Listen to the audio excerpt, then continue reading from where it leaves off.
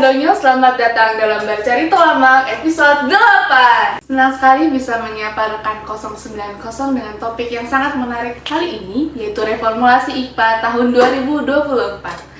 Sebelumnya perkenalkan saya Gisela dan narasumber kita yang luar biasa, CSO KPPN Solok, Kamutia Disa Handayani. Halo. Tren alokasi APBN selalu meningkat setiap tahunnya sejalan dengan strategi fiskal yang ekspansif. Dalam 4 tahun terakhir, dari tahun 2021 sampai 2024, rata-rata pertumbuhan alokasi APBN adalah sekitar 6,7%. Tentunya hal ini sejalan dengan kemanfaatan APBN yang diterima oleh masyarakat. Belanja negara terus didorong untuk lebih efektif dan berkualitas, melalui pengelolaan APBN yang dilakukan secara efisien dan efektif. Lebih lanjut, setiap kementerian dan lembaga melakukan eksekusi belanja negara sesuai konsep value for money.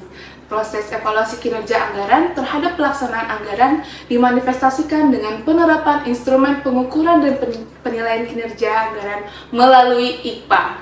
Tanpa berlama-lama lagi, ayo kita tanya nih, CSO KPPN Solok, apa sih itu IPA, Kak? Jadi IPA kepanjangannya adalah Indikator Kinerja Pelaksanaan Anggaran. Nah, IPA ini merupakan indikator yang telah disusun oleh Kementerian Keuangan sebagai bendahara umum negara. Dalam hal ini adalah pengelola fiskal itu sendiri, Kementerian Keuangan. Nah, IPA ini disusun dalam rangka menilai sejauh mana sih kualitas pelaksanaan anggaran belanja KL.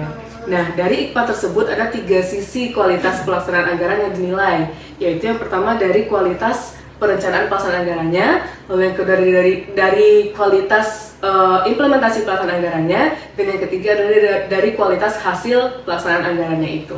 Oh, berarti ada 3 ya, perencanaan, implementasi, dan hasilnya. Betul, ya Kak ya. sekali.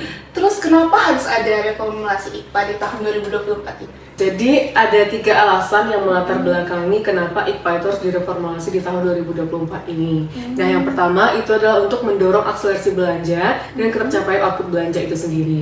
Lalu yang kedua adalah untuk penguatan fairness treatment dalam penilaian kinerja pelaksanaan anggaran. Dan yang terakhir adalah penyempurnaan aspek penilaian kinerjanya dengan agar penilaiannya itu sesuai dengan konteks kita, yaitu value for money gitu. Wah, luar biasa sekali yang melatar belakangi reformulasi IPA tahun 2024 ini ya Kak. Ya. Tentunya kalau dilakukan reformulasi berarti ada perhitungan IPA yang berbeda.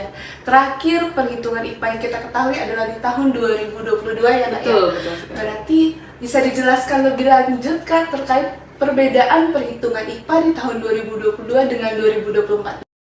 Iya, benar sekali. Kan reformasi terakhir itu di tahun 2022. Nah, di 2024 ini dilakukan kembali penyesuaian nilai-nilai terhadap 8 indikator kinerja pelaksanaan anggaran itu sendiri. Dulu di tahun 2022, ke-8 indikator ini merupakan bagian atau komponen dari perhitungan nilai IPA itu sendiri. Namun di tahun 2024 ini ada 1 indikator yang dijadikan sebagai pengurang nilai dari IPA itu. Nah, lebih lanjutnya yang pertama itu terkait dengan indikator revisi DIPA. Nah, kalau di tahun 2022 itu revisi DIPA kita dinilai secara triwulan untuk yang pagu tetapnya. Nah, tapi untuk yang 2024 ini pengendalian revisi pagu tetap dilakukan secara semesteran. Oh, gitu. jadi lebih ini ya. Iya. Lalu yang kedua adalah deviasi halaman 3 DIPA. Tahun 2022 untuk deviasi halaman 3 DIPA itu dihitung berdasarkan rata-rata aritmatiknya. Sedangkan untuk yang 2024 ini itu dihitung berdasarkan rata-rata tertimbang. Rata-rata tertimbang dengan bobot yang berasal dari proporsi masing-masing pagu belanjanya. Jadi rumusnya itu lebih kompleks sih daripada tahun 2022. Jadi sekarang ini proporsi per jenis belanja. Betul, ya? proporsi pagu per jenis belanjanya. Nah, lalu ada yang ketiga itu adalah penyerapan anggaran. Di tahun 2022, untuk penyerapan anggaran itu dinilai berdasarkan rata-rata persentase penyerapan terhadap target penyerapan triwulanan yang dihitung berdasarkan trajektori penyerapan anggaran per jenis belanjanya. Nah, di tahun 2024 itu formulanya berubah. Nah, yang dinilai itu adalah nilai kinerja triwulanan dihitung berdasarkan trajektori dan penyerapan anggaran per jenis belanja. Nah, nilai kinerja triwulan tersebut dihitung berdasarkan rata-rata tertimbang, di mana nilai kinerja per jenis belanja dengan bobot yang berasal dari proporsi pagu jenis belanjanya itu. Oh, sekarang lebih spesifik lagi ya Kak ya. Iya, Penyerapan lebih ini spesifik. dihitung per jenis belanja. Jadi Betul. lebih fair ya Kak ya. Lebih Kalau fair. dulu tuh di seberapa besar belanja modal, belanja barang, Iya. itu dipukul rata. Dipukul rata. Tapi Jadi lebih adil ya dari sekarang itu berdasarkan ini. proporsi pagunya masing-masing Oh, iya, gitu siap, penghitungannya. Betul. Lalu yang keempat itu adalah belanja kontraktual. Nah, belanja kontraktual itu ada 3 indikator penilaiannya di tahun 2022. Di tahun 2024 juga masih 3, tapi ada 1 indikator yang berubah. Perbedaannya adalah di ketepatan waktu. Jadi di tahun 2024 untuk ketepatan waktu nggak dihitung lagi. Tapi yang dihitung adalah distribusi kontak sampai triwulan 2. Jadi diharapkan memang ada percepatan belanja lah oleh Satker ini yang memiliki belanja kontraktual modalnya terutama kan. Jadi diharapkan itu Satker dapat melakukan realisasi anggaran di triwulan 2 di awal tahun, bukan di akhir tahun lagi. Makanya untuk ketepatan waktu penyampaian kontrak dihapuskan di tahun 2022 nilainya itu. Mungkin tidak ya Kak, kenapa ketepatan waktu ini tidak dimasukkan komponen? Karena mungkin di tahun sebelumnya Satker di seluruh Indonesia itu sudah sangat patuh sekali menyampaikan kontraknya. Jadi di 2024 dipercayakan itu tidak dimasukkan dalam perhitungan IPA. Iya. Jadi walaupun tidak dimasuk perhitungan tetap harus tepat waktu iya, ya. Benar, 5 hari kerja ke KPPN. Iya betul. Lalu yang kelima adalah penyelesaian tagihan. Nah, untuk penyelesaian tagihan itu tidak ada reformulasi, formulanya tetap sama dengan formula di tahun 2022, yaitu penyampaian tagihan SPM LS kontraktual harus tepat waktu. Nah, yang keenam itu adalah pengelolaan UP dan TUP. Nah, untuk pengelolaan UP dan TUP ini yang membedakan formula 2022 dan 2024 adalah adanya reward bagi pengguna UPKKP yang mencapai target. Itu. Jadi ini mendorong semangat satuan kerja menggunakan KKP ya? Betul, dalam digitalisasi pembayaran biar KKP-nya itu lancar, tepat sasaran, tepat guna gitu.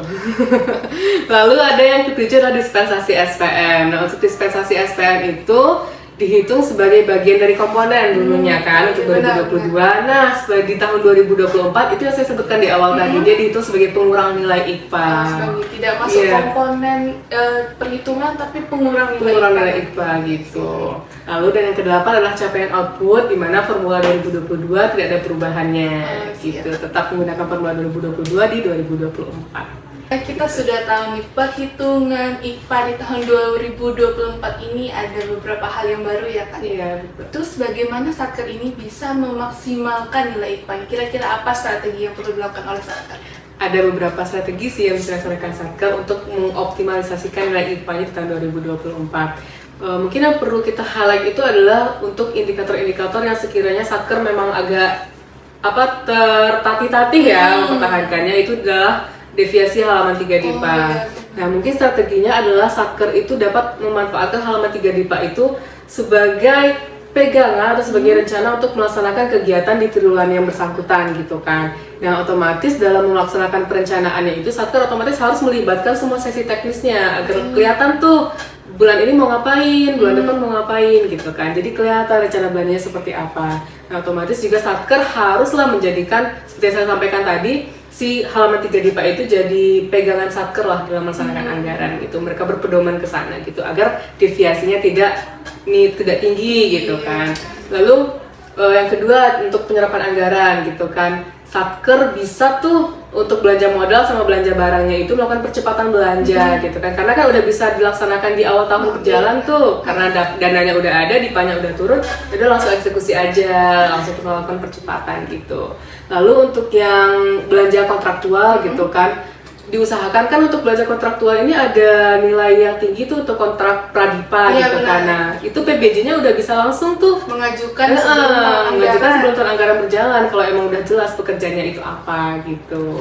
Lalu strategi selanjutnya mungkin yang Satker juga agak tertatih-tatih nih, itu adalah pengelolaan UP dan TUP gitu. Jadi untuk pengelolaan UP dan TUP ini Satker diharapkan memang betul-betul memperkirakan berapa sih kebutuhan uang mereka gitu kan dalam 1 bulan. Seringnya khawatirnya Satker itu dia udah melakukan UP-nya, GUP-nya 1 kali dalam sebulan tapi nggak maksimal, nggak 100%. Sedangkan kita ada proporsi UP kan dalam penilaiannya kan. Nah, itu Satker harus memperhitungkan tuh berapa sih kebutuhan UP-nya benar-benar diperlukan. Jangan sampai nanti minta 1 UP dalam 1 bulan 50 juta tapi cuma bisa dipertanggungjawabkan 30 juta tiap bulannya, kan jadi sayang gitu.